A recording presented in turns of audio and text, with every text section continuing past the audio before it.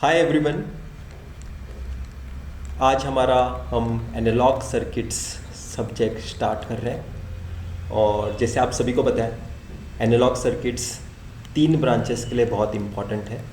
एक है इलेक्ट्रॉनिक्स, एक है इलेक्ट्रिकल और एक है इंस्ट्रूमेंटेशन। सबसे पहले वेटेज डिस्कस करता हूँ और धीरे धीरे हम सब्जेक्ट स्टार्ट करते हैं। तो इलेक्ट्रॉनिक्स के लिए ये अराउंड 10 मार्क्स के लिए पूछा जा सकता है, इलेक्ट्रिकल के लिए अराउंड 5 मार्क्स के लिए पूछा जा सकता है और इंस्ट्रूमेंटेशन के लिए भी अराउंड 5 to 6 मार्क्स के लिए पूछा जा सकता है। सेम इलेक्ट्रिकल के लिए 5 to 6 मार्क्स। क्या वेटेज वाइज हम ये बोल दे कि इलेक्ट्रिकल इंस्ट्रूमेंटेशन ये स्किप कर देना चाहिए? नहीं। देखो, आप में से हर कोई मेरे हिसाब से आगे जाके VLSI में मास्टर्स करना चाहेगा। अभी हो सकता है कि आप बहुत ज़्यादा PSU में इंटरेस्टेड हो, पर आप जैसे जैसे आपका गेट कोर्स ख़त्म होगा और आप जनवरी तक पहुँचोगे, आप समझ जाओगे कि VLSI में मास्टर्स करना सबसे ज़्यादा अच्छा है, क्योंकि यहाँ पे आपको अराउंड 32 लाख तक पैकेज लग सकता है और गूगल तो अराउंड 40 लाख तक पैकेज देती है, 40 to 50 लाख। ये कॉलकम का पैकेज है, ये गूगल का पैकेज है। क्या इतना पैकेज आप PSU में एक्सपेक्ट कर सकते हो? बिल्कुल भी नहीं। क्या गूगल जैसा पर्क्स देता है वो PSU में मिलेगा? बिल्कुल भी नहीं। ठीक है, अभी आप बहुत ज़्यादा आसान रास्ता चुनना चाहते हो, PSU में चले जाते हो, पर मेरे हिसाब से आगे जाके आप पक्का MTech ही करोगे, इसलिए आपको बता रहा हूँ कि एनालॉग सर्किट्स को थोड़ा दिल पे लो। तो इस सब्जेक्ट में जो मुझे प्री रिक्विजिट की ज़रूरत है, ऐसे कौन से सब्जेक्ट है जो इस सब्जेक्ट में यूज़ हो गए, तो वो सिर्फ एक ही सब्जेक्ट है, नेटवर्क सर्किट्स या फिर नेटवर्क थियरी। मुझे नेटवर्क थियरी सब्जेक्ट की रिक्वायरमेंट होगी इस सब्जेक्ट को समझने में, या फिर मैं बोल सकता हूँ नेटवर्क थियरी के कॉन्सेप्ट्स हम इस क्वेश्चंस में अप्लाई करेंगे और यहाँ पे आंसर फाइंड करने की कोशिश करेंगे। तो एनालॉग सर्किट्स में हम करते क्या है सर? एनालॉग सर्किट्स में हम सिर्फ कुछ ही पैरामीटर्स में इंटरेस्टेड होते हैं। एक तो आपको वोल्टेज फाइंड करने के लिए बोला जाएगा, या फिर करंट फाइंड करने के लिए बोला जाएगा, या फिर रेजिस्टेंस फाइंड करने के लिए बोला जाएगा, या फिर power dissipation in the circuit find करने के लिए बोल देंगे। ये 4 चीज़ें आपको फाइंड करने के लिए बोली जा सकती है और इसी में हम इंटरेस्टेड हैं। तो आप देख सकते हो यही चीज़ हमने नेटवर्क थ्योरी में भी की थी, यही चीज़ हम एनालॉग सर्किट्स में भी करेंगे। बस यहाँ पे थोड़ा हमें अंडरस्टैंडिंग बनानी है, हर क्वेश्चन को एज ए प्रोजेक्ट देखना है, एज ए एप्लीकेशन देखना है। तो यहाँ पे मैं थोड़ा, मेरे इनिशियल लेक्चर्स आपको हो सकता है थोड़े बोरिंग लगे, क्योंकि यहाँ पे मैं डिस्कस करने वाला हूँ अभी आपके साथ बेसिक्स ऑफ सेमीकंडक्टर। क्या डिस्कस करूंगा? सेमीकंडक्टर मटेरियल होता कैसा है, यहाँ पे इलेक्ट्रॉन फ्री होता कैसा है, हर क्वेश्चन में टेम्परेचर क्यों लिखा होता है, ये सारे आंसर्स मैं इस सब्जेक्ट में करूंगा। हम साइबर में हमेशा टेम्परेचर क्यों मेंटेन करने की कोशिश करते हैं, हम किसी भी इलेक्ट्रॉनिक डिवाइस में इनफैक्ट क्यों टेम्परेचर को इतना इंपॉर्टेंस देते हैं, ये हम समझने की कोशिश करेंगे इस एनालॉग सर्किट सब्जेक्ट में और मेरे इनिशियल लेक्चर्स में। तो सबसे पहले थोड़ा मटेरियल के बारे में इंफॉर्मेशन ले लो कि मटेरियल को किस तरह से आप क्लासीफाई कर सकते हो। मटेरियल 3 तरीके से क्लासीफाई हो सकते हैं। एक है वो क्रिस्टलाइन मटेरियल में क्लासीफाई हो सकता है, एक है मटेरियल आप एमॉर्फस मटेरियल में क्लासीफाई कर सकते हो, एक आप क्लासीफाई कर सकते हो स्यूडो क्रिस्टलाइन। क्रिस्टलाइन मटेरियल क्या होते हैं सर? ऐसे मटेरियल जहाँ पे एटम्स एक स्पेसिफिक अरेंजमेंट के साथ रिपीट होते हैं, जहाँ पे एटम्स एक स्पेसिफिक अरेंजमेंट के साथ रिपीट होते हैं। एमॉर्फस मटेरियल क्या होते हैं सर? जहाँ पे एटम्स किसी भी तरह से रैंडमली डिस्ट्रीब्यूटेड होते हैं। कितना आसान है ना सब्जेक्ट, सारे डेफिनेशन भी बहुत आसान है। स्यूडो क्रिस्टलाइन कैसा होगा सर? ऐसे मटेरियल जहाँ पे एटम्स एक स्पेसिफिक अरेंजमेंट के साथ एक पर्टिकुलर सेक्शन में होते हैं और दूसरे सेक्शन में कोई दूसरा अरेंजमेंट होगा एटम्स का, और किसी तीसरे सेक्शन में कोई तीसरा अरेंजमेंट होगा एटम्स का। तो मैं होप कर रहा हूँ आपको सेंस बन पाया होगा इस लेक्चर में। तो मटेरियल को आप 3 तरीके से क्लासीफाई कर सकते हो, crystalline, amorphous, pseudo crystalline. Crystalline क्या होगा? एटम्स एक स्पेसिफिक अरेंजमेंट के साथ रिपीट हो गए, वहाँ पे पीरियोडिसिटी होगी। तो इस कोर्स में जिस एटम्स में हम इंटरेस्टेड है, जिस मटेरियल्स में हम इंटरेस्टेड है, वो क्या है? Silicon atoms. तो सिलिकॉन का जो मटेरियल होगा, सिलिकॉन का जो बल्क होगा, वो क्रिस्टलाइन इन नेचर होगा। तो जब भी मैं यहाँ पे सिलिकॉन एटम्स बनाऊंगा, हर सिलिकॉन एटम के बीच में एक स्पेसिफिक डिस्टेंस होगा और हर सिलिकॉन एटम पीरियोडिकली रिपीट होगा थ्रू आउट द मटेरियल या फिर थ्रू आउट द बल्क। ठीक है, ये आपको इस स्लाइड से लेके जाना है learning. Silicon atoms specific pattern के साथ रिपीट होंगे, हर सिलिकॉन एटम के बीच में सेम डिस्टेंस होगा। ये हमारी लर्निंग है इस स्लाइड से। दूसरा स्लाइड से कुछ सीखने की कोशिश करते हैं। मटेरियल को आप नंबर ऑफ चार्ज कैरियर के बेसिस पे भी क्लासीफाई कर सकते हो। एक मटेरियल में कितने चार्जेस हैं एक स्पेसिफिक रूम टेम्परेचर के अराउंड। ठीक है, मैं रूम टेम्परेचर के अराउंड बोलना चाहता हूँ क्योंकि रूम टेम्परेचर जैसे मैं लिख दिया तो यहाँ पे आप एक क्वांटिटी मैंने फिक्स कर दी कि टेम्परेचर वेरी नहीं हो रहा है, टेम्परेचर फिक्स है रूम टेम्परेचर। तो रूम टेम्परेचर पे मैं मटेरियल को 3 तरीके से वापस से क्लासीफाई कर सकता हूँ। 3 नंबर मेरा फेवरेट है वैसे शायद। एक आप क्लासीफाई कर सकते हो मेटल के फॉर्म में, एक आप क्लासीफाई कर सकते हो इंसुलेटर के फॉर्म में, और एक आप क्लासीफाई कर सकते हो सेमीकंडक्टर के फॉर्म में। मेटल कैसा मटेरियल है? मेटल ऐसा मटेरियल जहाँ पे चार्ज कॉन्सेंट्रेशन, ठीक है, चार्जेस कॉन्सेंट्रेशन कितना होगा? बहुत ही हाई होगा। और इंसुलेटर में कितना होगा? बहुत ही लो होगा। और ये फिक्स्ड है। रूम टेम्परेचर में मेटल में बहुत ज़्यादा कॉन्सेंट्रेशन ऑफ चार्ज कैरियर्स होगा, इंसुलेटर में रूम टेम्परेचर में बहुत ही मिनिमल या फिर 0 चार्ज कॉन्सेंट्रेशन होगा। तो ये फिक्स्ड है, यहाँ पे मैं कुछ वैरी नहीं कर सकता चार्ज कैरियर कॉन्सेंट्रेशन। पर सेमीकंडक्टर में क्या एडवांटेज मिलता है सर? सेमीकंडक्टर ऐसा अलग क्यों यहाँ पे मैंने लिखा है? क्योंकि यहाँ पे आप चार्ज कैरियर कॉन्सेंट्रेशन, यहाँ पे आप चार्जेस हाई भी कर सकते हो, इंक्रीज भी कर सकते हो, डिक्रीज भी कर सकते हो। यहाँ पे आप चार्ज कैरियर्स इंक्रीज भी कर सकते हो, डिक्रीज भी कर सकते हो। किसके हेल्प से? टेम्परेचर के हेल्प से। अगर आप टेम्परेचर बढ़ाओगे चार्ज कैरियर्स बढ़ेंगे, अगर आप टेम्परेचर कम करोगे चार्ज कैरियर्स कम होंगे। तो एक मेरा सेमीकंडक्टर मेटल की तरह भी बिहेव कर सकता है अगर मैं टेम्परेचर बढ़ाऊं, और मेरा सेमीकंडक्टर इंसुलेटर की तरह भी बिहेव कर सकता है अगर मैं टेम्परेचर कम करूं। तो ये सारी चीज़ें हम आने वाले स्लाइड्स में भी डिस्कस करेंगे। इस स्लाइड में हमें क्या सीखना है? टेम्परेचर बढ़ाऊंगा सेमीकंडक्टर मेटल की तरह बिहेव करेगा अप्रॉक्सीमेटली, टेम्परेचर कम करूंगा मेरा सेमीकंडक्टर इंसुलेटर की तरह बिहेव करेगा। ठीक है, अप्रॉक्सीमेटली बिहेव करेगा, एकदम मेटल जैसा उसके पास बहुत ज़्यादा चार्ज कैरियर्स हो जाएंगे क्या? ऐसा नहीं है, पर इनफ चार्ज कैरियर्स हो गए कि उसे हम मेटल की तरह देख सकते हैं। अचानक से चार्ज कैरियर्स बढ़ गए, अचानक से चार्ज कैरियर्स कम हो गए, जैसे टेम्परेचर कम कर दिया, ऐसा आप इसे इमेजिन कर सकते हो सेमीकंडक्टर को। तो जैसे मैंने आपको बताया था, हमें सिलिकॉन एटम्स में बहुत ज़्यादा इंटरेस्ट है। सिलिकॉन एटम्स का इलेक्ट्रॉनिक कॉन्फ़िगरेशन मैं आपसे एक्सपेक्ट करता हूँ। इलेक्ट्रॉनिक कॉन्फ़िगरेशन या आप केमिस्ट्री के बुक में देख सकते हो। फर्स्ट ऑर्बिट में 2 इलेक्ट्रॉन्स हैं, सेकेंड ऑर्बिट में 8 इलेक्ट्रॉन्स हैं, थर्ड ऑर्बिट में 4 इलेक्ट्रॉन्स हैं। ठीक है, या आप अपने केमिस्ट्री वाले बुक में जाके देख सकते हो। तो यहाँ पे मैं सिलिकॉन एटम बना रहा हूँ, और सिलिकॉन एटम जब भी मैंने डार्क ब्लू कलर क्या है, सिलिकॉन एटम है, और ये उसका फर्स्ट ऑर्बिट है, ये उसका सेकेंड ऑर्बिट है, ये उसका थर्ड ऑर्बिट है। सिलिकॉन एटम के सेंटर में पॉजिटिव न्यूक्लियस है।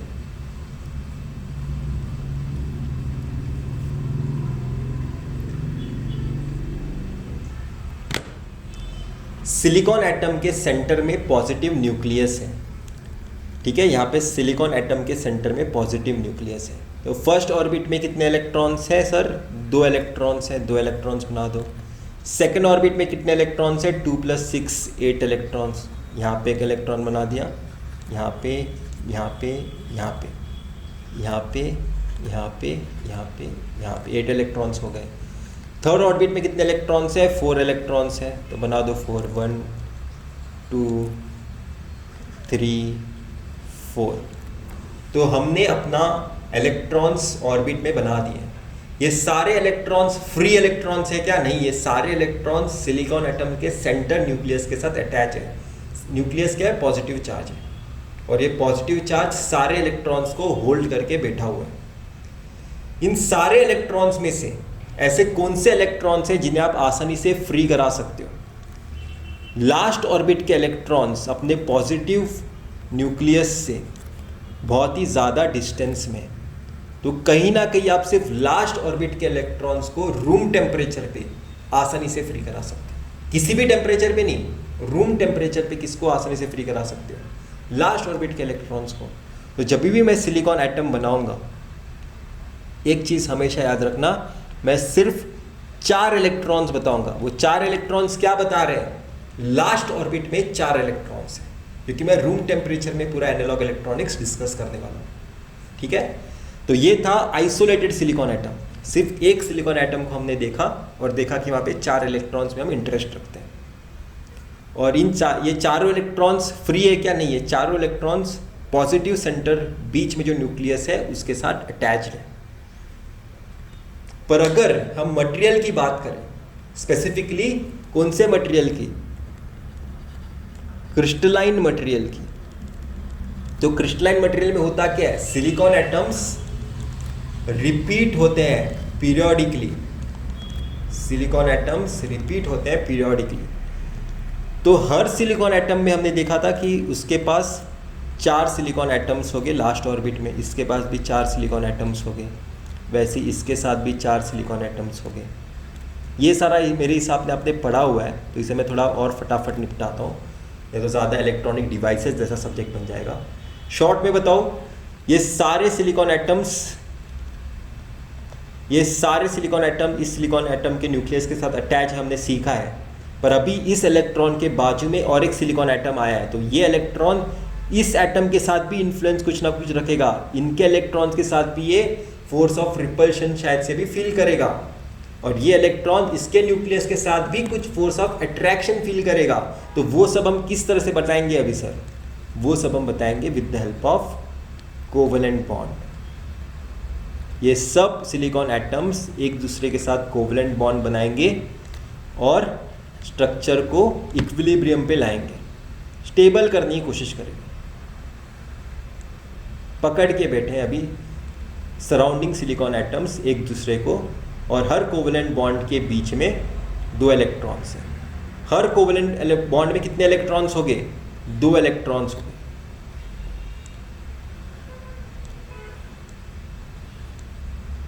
मैं होप कर रहा हूं कि आप स्ट्रक्चर अभी आगे का इमेजिन कर सकते हो। क्या ये सारे सिलिकॉन एटम्स फ्री है? बिल्कुल भी नहीं। अगर मैं टेम्परेचर 0 केल्विन की बात करूं, तो यहाँ पे फ्री इलेक्ट्रॉन्स कितने हैं सर? फ्री इलेक्ट्रॉन्स कितने हैं? 0। होल्स कितने हैं सर? 0। टेम्परेचर 0 केल्विन पे। पर अगर अभी मैं टेम्परेचर रूम टेम्परेचर पे लेके जाऊंगा, तो आपने क्या पढ़ा होगा? कुछ सिलिकॉन एटम्स के इलेक्ट्रॉन्स फ्री हो जाएंगे और वहां पे एक होल क्रिएट हो जाएगा। तो यहाँ पे अभी फ्री इलेक्ट्रॉन क्रिएट हो रहा है क्या? हाँ, हो रहा है। क्या यहाँ पे होल क्रिएट हो रहा है क्या? हाँ, हो रहा है। जब भी रूम टेम्परेचर की बात होगी तब वहाँ पे इलेक्ट्रॉन फ्री होगा और होल भी क्रिएट होगा। ठीक है, पर मेरे हिसाब से एक डाउट है मेरा अभी भी, जो मैं आपको डाउट यहाँ पे बताता हूँ। रूम टेम्परेचर पे जो एनर्जी अवेलेबल होती है ना, जिसे मैं नाम दे रहा हूँ एनर्जी अवेलेबल। रूम टेम्परेचर पे कितनी एनर्जी अवेलेबल होती है? स्मॉल kT/Q, जो आती है 0.026 इलेक्ट्रॉन वोल्ट। 0.026 electron volt. और किसी भी सिलिकॉन एटम में एक मिनट रुको।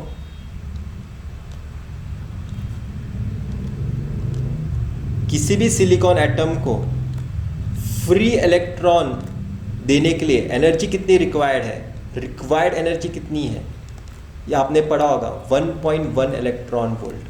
मतलब एनर्जी रिक्वायर्ड कितनी है सिलिकॉन एटम में? 1.1 टू फ्री इलेक्ट्रॉन। पर हम दे कितने रहे रूम टेम्परेचर पे एनर्जी सिलिकॉन एटम को? 0.026 इलेक्ट्रॉन वोल्ट। बहुत ही ज़्यादा अनफेयर सिचुएशन है। तो इलेक्ट्रॉन फ्री हो कैसे पाया? हमने ऐसा रॉन्ग कॉन्सेप्ट पढ़ाई कैसे 12th स्टैंडर्ड से लेकर अभी तक?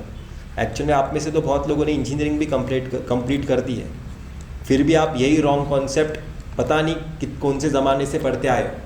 तो इसे थोड़ा अच्छी अंडरस्टैंडिंग बनाते हैं। यहाँ पे सारे सिलिकॉन एटम्स के पास इलेक्ट्रॉन्स हैं 4-4। ठीक है, मैं हर इलेक्ट्रॉन बता नहीं रहा हूँ। ये सिलिकॉन एटम, ये सिलिकॉन एटम, दोनों के बीच में कोवेलेंट बॉन्ड है। उस कोवेलेंट बॉन्ड को एज अ रोप इमेजिन कर सकते हो और दो सिलिकॉन एटम्स को एज अ स्टोन इमेजिन कर सकते हो। तो ये क्या है? स्टोन है। और ये क्या है? रोप है। सारे सिलिकॉन एटम्स एक दूसरे के साथ रोप के साथ अटैच है। हर सिलिकॉन एटम को आपने एनर्जी कितनी दी है? आपने हर सिलिकॉन एटम को एनर्जी कितनी दी है? 0.026। हर सिलिकॉन एटम को 0.026 एनर्जी के साथ आपने हैमर से हिट किया। सारे सिलिकॉन एटम्स को एक साथ 0.026 एनर्जी थी।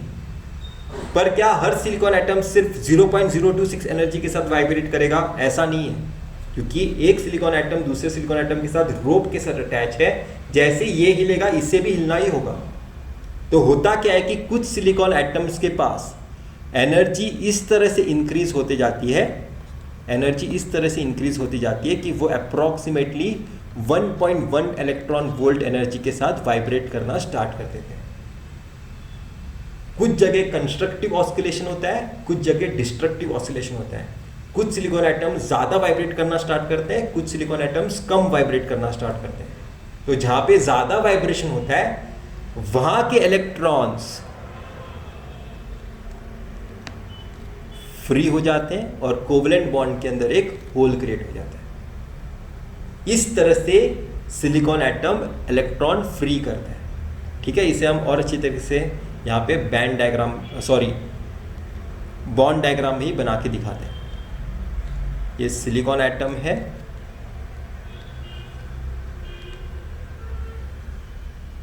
ये उसके कोवेलेंट बॉन्ड है।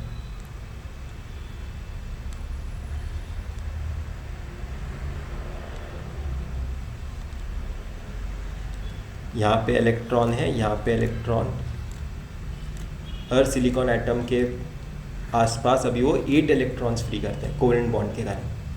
तो होता क्या है, जैसे मैं रूम टेम्परेचर दूंगा जो होता है 300 केल्विन, ठीक है, या फिर 26 डिग्री सेल्सियस। रूम टेम्परेचर पे होता क्या है, इस सिलिकॉन एटम ने 1.1 इलेक्ट्रॉन वोल्ट एनर्जी प्रोड्यूस कर ली बिकॉज ऑफ कंस्ट्रक्टिव ऑसिलेशन। ज़्यादातर सिलिकॉन एटम्स एनर्जी प्रोड्यूस नहीं करेंगे, सिर्फ कुछ सिलिकॉन एटम्स करेंगे। वापस बता रहा हूँ, बहुत ही इंपॉर्टेंट चीज़ बता रहा हूँ। एक बल्क में बहुत सिलिकॉन एटम्स हो गए, उसमें से बहुत ही कम सिलिकॉन एटम्स प्रोड्यूस कर पाएंगे उतनी एनर्जी। ठीक है, तो कुछ सिलिकॉन एटम्स जहाँ पे उतनी एनर्जी प्रोड्यूस हो पाई है वहाँ पे का इलेक्ट्रॉन फ्री हो जाएगा और यहाँ पे एक होल क्रिएट होगा। इसका मीनिंग क्या है, जब भी एक इलेक्ट्रॉन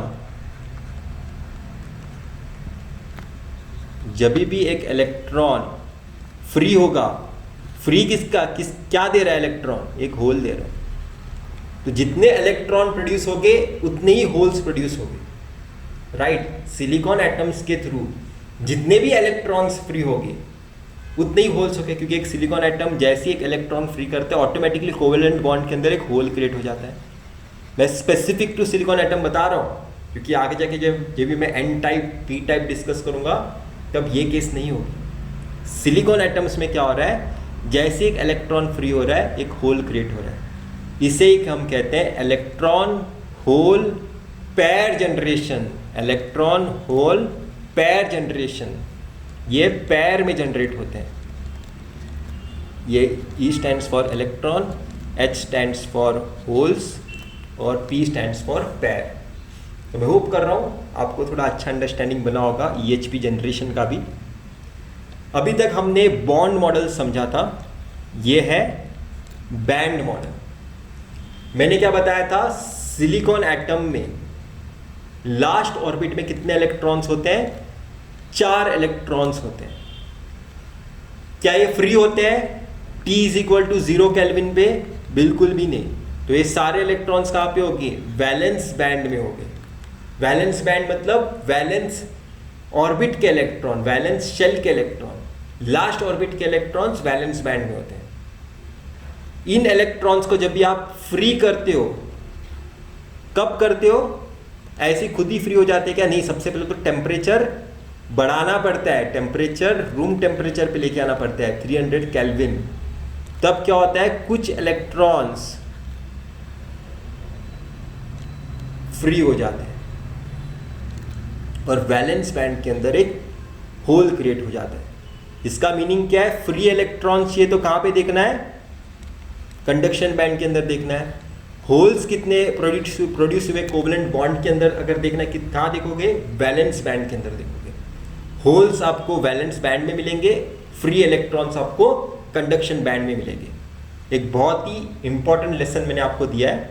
तो मैंने आपको क्या बताया था, सिलिकॉन एटम में ये किसका बैंड मॉडल बना रहे हैं, सिलिकॉन एटम्स। सिलिकॉन एटम्स में किसी भी इलेक्ट्रॉन को फ्री करने के लिए एनर्जी कितना रिक्वायर्ड है, 1.1 इलेक्ट्रॉन वोल्ट। तो वैलेंस बैंड के एज से लेकर कंडक्शन बैंड के एज तक जो एनर्जी बैंड गैप है, जिसे हम कहते हैं Eg, इस डिस्टेंस को क्या कहते हैं, Eg, वो क्या है, 1.1 इलेक्ट्रॉन वोल्ट। ये जो एज है इसे हम क्या कहते हैं, कंडक्शन बैंड एज। ये जो एज है उसे हम क्या कहते हैं, valence band edge, EV। Energy level EV, energy level EC, distance between this two energy is Eg, energy band gap, जो है 1.1 electron volt. 1.1 electron volt energy required है इलेक्ट्रॉन को वैलेंस बैंड से लेकर कंडक्शन बैंड में पहुंचाने के लिए। ठीक है, तो ये था हमारा एक्सप्लेनेशन सेमीकंडक्टर थियरी का, इंट्रोडक्शन का। यहाँ पे एक चीज़ मेरे हिसाब से आपको पता होना ज़रूरी है, इस पूरे मटेरियल में अभी हमने क्या डिस्कस किया, सिर्फ सिलिकॉन एटम्स एक दूसरे के पास थे, मतलब इस पूरे मटेरियल में सिर्फ सिलिकॉन एटम्स प्रेजेंट है। तो ऐसा मटेरियल जहाँ पे कोई इम्प्यूरिटी प्रेजेंट ना हो, नो इम्प्यूरिटी, तो वैसे मटेरियल को हम क्या कहते हैं, intrinsic material, intrinsic semiconductor, not material, intrinsic semiconductor. Intrinsic semiconductor में क्या होता है, T = 0 केल्विन पे क्या कोई इलेक्ट्रॉन मिलेगा, नहीं।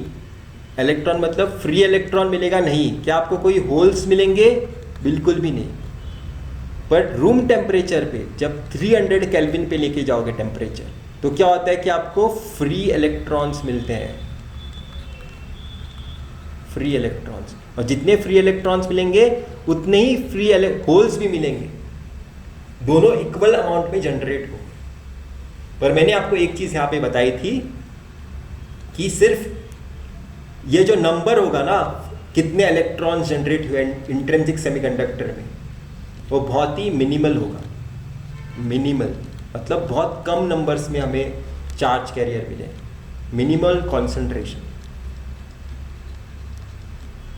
इस कॉन्सेंट्रेशन को बढ़ाने के लिए ही हम एक्सट्रिंसिक सेमीकंडक्टर में आते हैं, जहाँ पे हम इम्प्यूरिटी ऐड करते हैं मटेरियल के अंदर।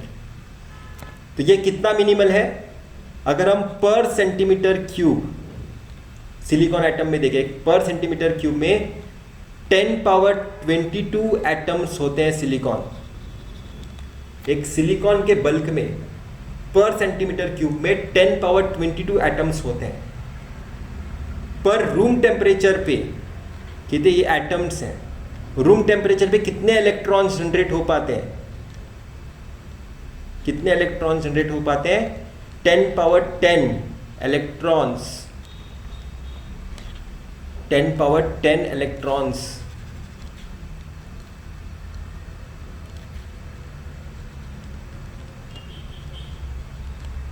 पर सेंटीमीटर क्यूब। हर सिलिकॉन एटम के पास 4 थे, मतलब 4 इंटू 10 पावर 22, ठीक है। हर सिलिकॉन एटम के पास 4 इलेक्ट्रॉन्स थे, और 10 पावर 22 एटम्स भी अगर एक एक इलेक्ट्रॉन भी अगर फ्री करते तो भी 10 पावर 22 इलेक्ट्रॉन्स होते हैं। पर हमने क्या देखा, 10 पावर 22 एटम्स हैं, पर उसमें से कुछ ही एटम्स इलेक्ट्रॉन्स फ्री कर पाए हैं। और कितने इलेक्ट्रॉन्स फ्री हो पाए हैं? 10 पावर 10 पर सेंटीमीटर क्यूब। एक सेंटीमीटर क्यूब वॉल्यूम में, अगर एक 1 सेंटीमीटर क्यूब का अगर हम वॉल्यूम देखेंगे, उस छोटे से इसमें बहुत सारे एटम्स थे, पर उसमें से कुछ एटम्स नहीं अपने इलेक्ट्रॉन्स फ्री किए। तो हमारे पास इलेक्ट्रॉन्स और होल्स का कॉन्सेंट्रेशन कम है, ठीक है। और यहाँ पे मैं आपको बता देता हूँ और एक,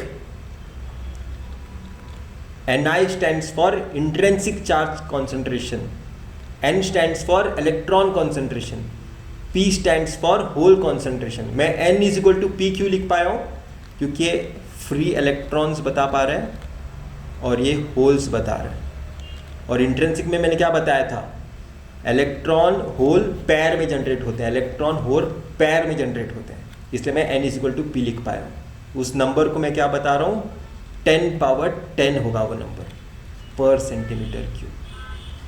रूम टेम्परेचर पे N is equal to P is equal to 10 power 10, ठीक है। N क्या है? इलेक्ट्रॉन्स, P क्या है? होल्स। और दोनों को सेम ही होने के कारण इंट्रिंसिक सेमीकंडक्टर में उसे Ni को क्या कहा जाता है? Intrinsic carrier concentration, intrinsic carrier concentration. किसे मैं कह रहा हूं इंट्रिंसिक कैरियर कॉन्सेंट्रेशन? Ni को कह रहा हूं। Intrinsic carrier concentration is 10 power 10, मतलब इलेक्ट्रॉन्स और होल्स कितने इंट्रिंसिक सेमीकंडक्टर में, कब? Room temperature. अब हम एक्सट्रिंसिक सेमीकंडक्टर के बारे में डिस्कशन करेंगे आने वाले स्लाइड में।